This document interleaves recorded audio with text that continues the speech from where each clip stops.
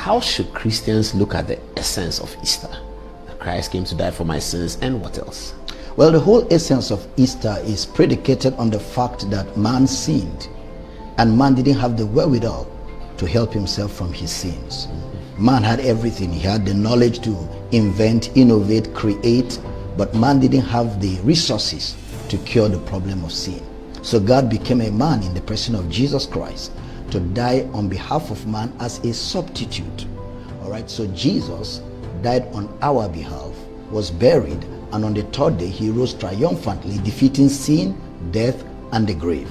So every year, Christians all over the world and non-Christians alike stand still at the time of Easter to recognize that there was a time when the Savior of this world came into this world, died, rose again, and the Christian faith is predicated on those events, which begins with the incarnation, where God became a man.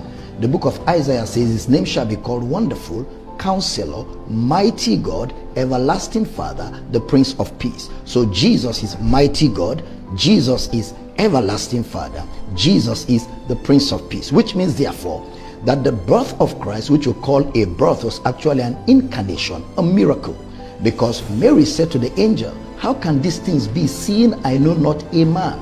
So there was no will of man involved, because John 1:12 and 13 says that Jesus was made not of the will of man, nor of flesh, nor of blood, but of God. So that's why the best way theologically to look at it is what we call the incarnation, a miracle, a fusion of deity into humanity for the purpose of giving legality to the work of redemption.